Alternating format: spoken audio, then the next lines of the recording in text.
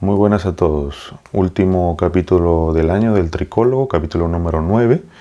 Y simplemente para cerrar, acotaré algunos puntos en relación al minoxidil que toqué en el capítulo pasado y que hay que tener en cuenta obviamente al empezar este medicamento para estar bien informados de aspectos no necesariamente negativos, pero sí reales, ¿no?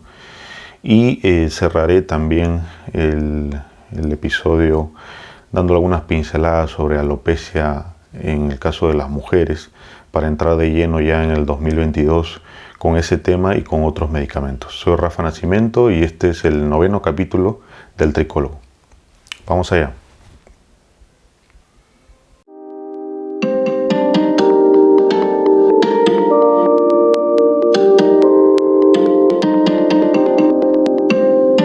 Esto es El Tricólogo, un programa del canal de Unity Hair. Si quieres entender a fondo los diferentes problemas capilares que existen y sus posibles soluciones científicas, este es tu lugar. Capítulo número 9 del Tricólogo, y después del recital y la oda al minoxidil del capítulo número 8, estaba claro que tenía que tocar algunos puntos reales de este buen medicamento que hay que tener en consideración tanto profesionales, médicos, tricólogos y el paciente también, ¿no? Antes de iniciarlo. Y una de las cosas que es importante tener presente, porque había mucho comentario que me han hecho en relación a la eficacia, ¿no? Hay un gran porcentaje y real que ya no solamente hablo de aquella población y aquel grupo de personas que en cierta manera muy probablemente, sobre todo el tópico, por X motivos, pues no se utiliza de forma adecuada, sino me estoy refiriendo a aquella población muy bien documentada que prueba durante un tiempo prolongado este medicamento, probablemente en su forma oral también, por la practicidad, pero que no obtiene los resultados. Entonces hay que decir que hay que hablar de eficacia en relación a los medicamentos en general. Y hay que decir claramente que aunque el minoxidil sea una de las bases de muchos tratamientos para la alopecia, tiene limitaciones, ¿no? Por su particularidad. Y esas limitaciones, hasta cierto punto, se mete ahí el tema de la eficacia. ¿Por qué? Porque ya no me estoy refiriendo a ese logro que puede obtener un paciente, o mejor dicho, un grupo de pacientes, pero en los estudios se ve esto, que pueda obtener o recuperar objetivos dentro de ese grupo. Hay un porcentaje que puede el paciente ganar en calidad de cabello, que puede obtener con el uso del minoxidil. No me refiero a eso, sino me refiero a esa eficacia poblacional en términos generales, a cuántas personas le puede hacer bien el minoxidil, puede actuar, y a cuántas no. Entonces, sí es verdad que han habido muchos estudios en donde en relación a la eficacia del medicamento, hay algunos estudios que comentan un 40% probablemente de eficacia. Entonces, claro, es importante tener algunos valores como estos, porque al fin y al cabo el minoxidil se utiliza en la población, pero queda bailando un 60% de personas que dicen, pues a mí este medicamento no me ha hecho absolutamente nada en los 6 meses, en el año y medio o más años de uso. Y obviamente esto tiene también una explicación en la cual nosotros muy aparte de hablar de una eficacia que se ha visto ya en algunos trabajos en relación al minoxidil, empiezan a aparecer conceptos como, por ejemplo, la activación de este medicamento. No olvidemos que habíamos hablado de el tema de las sulfotransferasas, que activaban al minoxidil, que en realidad es un promedicamento, y podrían hacer que este medicamento pueda actuar a nivel capilar y lograr el objetivo que nosotros queremos.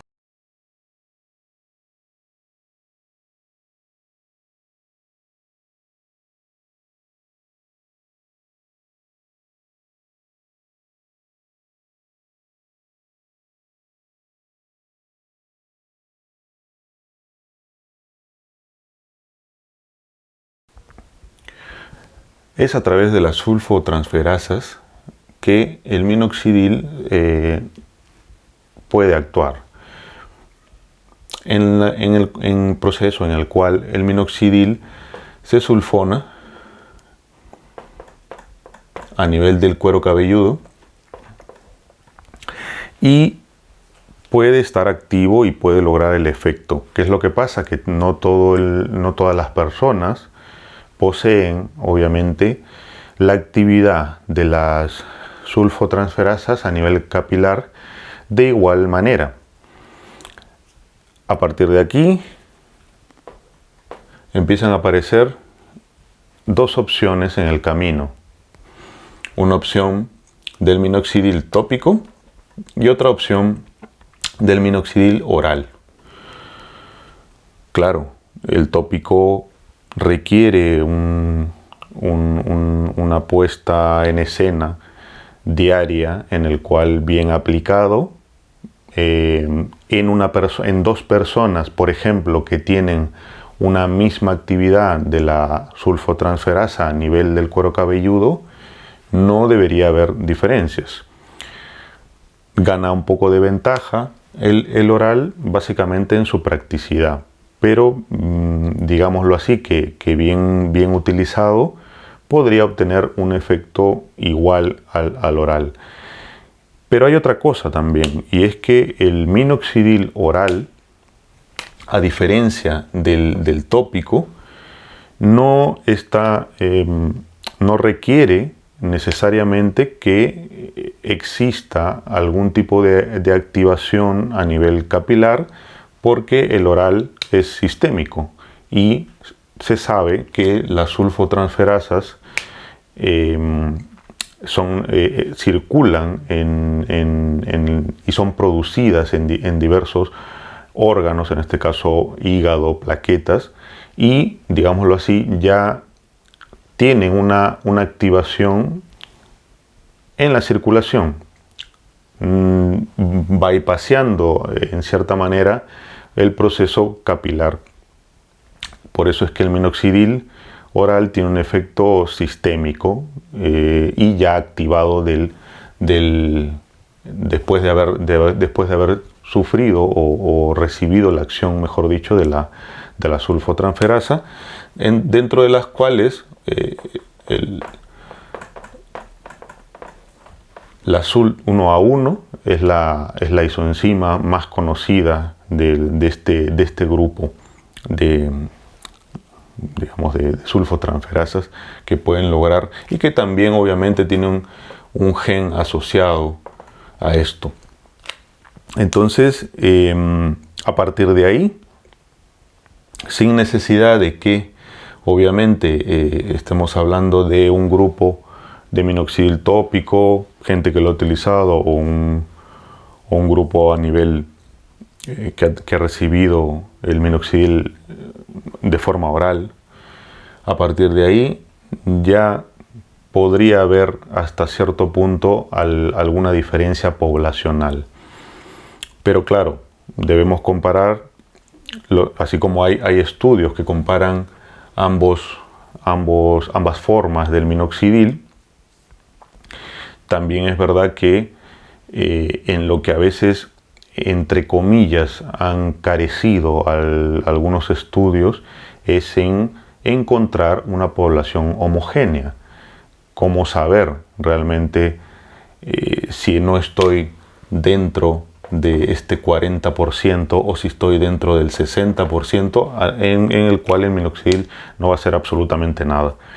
Entonces, en ese tema pues han ido surgiendo en la historia diferentes métodos para saber si una persona puede o no ser candidata a que el minoxidil pueda tener un efecto beneficioso en su proceso de alopecia. Desde los test de minoxidil a nivel exclusivo del folículo, los conocidos test de minoxidil en las cuales los cabellos tienen que dar una reacción cualitativa para ver si alguna persona puede o no ser candidata a este proceso, hasta los conocidos test genéticos, ¿no? del cual se hablará también en algún momento, y que hasta cierto punto, hablando de esa parte genética, sí es verdad que hay algún estudio, que no, la verdad que no hay muchos, pero sí es verdad que hay algún estudio que arroja alguna diferencia poblacional en el grupo de la medicación oral. Es decir, vale, pues aquí puedo tener algún problema en no poder activar bien el minoxidil porque la sulfotransferasa a mi nivel capilar pues probablemente no me ayude, pero puedo resolver el problema utilizando la vía oral y activándose, y con eso resuelvo. Vale, pues dentro de ese grupo de gente, inclusive en ese grupo ya se han empezado a ver algunas diferencias en mayor o menor medida de gente que, aunque active el minoxidil tomado por vía oral, es decir, a nivel sistémico, sí se ha visto que, estudiando un poco algunos genes relacionados precisamente a la producción de sulfotransferasas, se ha visto que algunas personas que tenían una genética que no daba o no procesaba o no producía, por así decirlo, la sulfotransferasa en igual medida que otras, sí se veía que había alguna diferencia, sobre todo en resultado final a nivel alopésico. Entonces, no estamos hablando ni de revisiones sistemáticas ni de metaanálisis, pero sí es para tener en cuenta sobre el tema del minoxidil y cómo se activa en diferente población, inclusive en las personas que lo utilizan a nivel sistémico. O sea que sí puede haber alguna diferencia en ese grupo, en donde se pueda ver que algunas personas, inclusive tomando el minoxidil oral, pueda tener un efecto diferente a otra persona que también lo toma oral, por variaciones genéticas al fin y al cabo. Son mínimas, pero podrían existir. Pero la cosa se puede complicar un poco más, o hay que tener presente, hay que aclarar esto también, que a pesar inclusive de en algún momento no obtener el resultado, no me funciona el minoxidil, me va mal, no obtengo resultados. No estoy hablando de los efectos adversos, sino simplemente que no veo nada. También hay que decir que este compuesto, hasta cierto punto, es dosis dependiente. Y no solo se ha visto en la gente que utiliza el minoxidil tópico, sino también la gente que utiliza el minoxidil oral. Los umbrales, hay que decir, también hago un paréntesis, los umbrales de dosis en el caso de minoxidil oral, son pues inferiores para obtener resultado a nivel capilar. Eso quiere decir que no necesito dosis altas o normales para usarlo como se usa, por ejemplo, como antihipertensivo, sino que necesito dosis mucho más bajas para obtener un beneficio a nivel capilar, hablando de la presentación oral. Pero sí es verdad que la dosis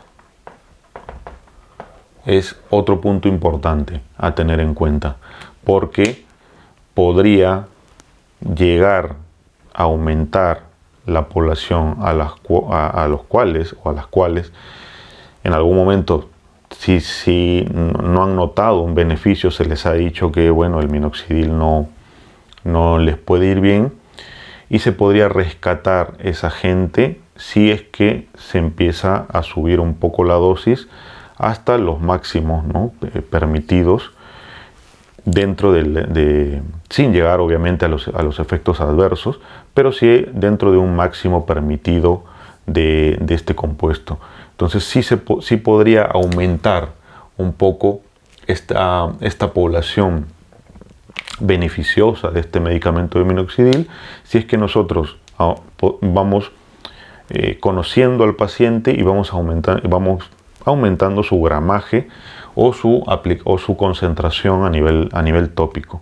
Entonces, estos puntos tienen que quedar también muy claros, muy aparte de los beneficios, tienen que quedar muy bien claros, porque muchas veces no se hace ningún test. Hay pacientes seleccionados en los cuales el médico tricólogo puede determinar y hacer alguno que otro test en algún paciente, dependiendo del caso y sobre todo del tiempo, ¿no? Porque muchas veces esto se utiliza por tiempo largo. Entonces, o hay gente que ya lo ha utilizado y bueno, para saber si realmente va a seguir con el medicamento, pues a veces se utilizan algunos test que lo he comentado, ¿no? Tanto el genético como el test que se realiza a nivel del cabello. Hay algún estudio por ahí que inclusive para predecir la eficacia del minoxidil hasta ha utilizado algún sistema de Doppler, de velocímetro Doppler, láser Doppler, para ver esa circulación que se obtiene con el minoxidil utilizado en forma tópica. Entonces empiezan a aparecer algunos métodos de predicción diagnóstica, pero que se indican, no necesariamente de rutina, pero se suelen indicar también en algunos casos de algunos pacientes. Sin embargo, independientemente de esos procesos diagnósticos que un tricólogo puede acordar con su paciente, estos son puntos que hay que tener en cuenta. La eficacia, cuál es la eficacia poblacional, ¿no? Esa activación de la cual una persona tiene cierta variabilidad dentro de esa población y que obviamente alimenta el tema de la eficacia y también el tema de la dosis, ¿no? Y como son procesos medianamente largos, pues por todo el tema del ciclo y la espera que a veces uno tiene, pues hay que tenerlos presentes, porque puede pasar un tiempo largo en donde uno obtenga resultados, pero también puede pasar un tiempo largo que yo no lo llamaría necesariamente como pérdida, pero sí que se podría dar cuenta si realmente este medicamento pues no está yendo bien. Y ya para cerrar un poco para ir cerrando este capítulo, no nos olvidemos, alopecia femenina, alopecia en mujeres. El próximo año entraremos de lleno con este tema y iremos intercalando con otros medicamentos conocidos, como los antiandrógenos. Una cosa a tener presente en el tema de alopecia androgénica, y del cual yo creo que nos va a servir un poco de guía para intentar entender, aunque hay que decir que todavía quedan muchas cosas para poder comprender cómo se expresan las alopecias en las mujeres Probablemente en los hombres haya una cantidad mayor de estudios, en las mujeres también, pero en la comprensión de esa fisiopatología todavía hay algunos puntos pendientes por entender, que al fin y al cabo nos empujan a mejores tratamientos y a mejores diagnósticos. Hay que tener presente algunas cosas. Probablemente sea adecuado intentar dividir a las mujeres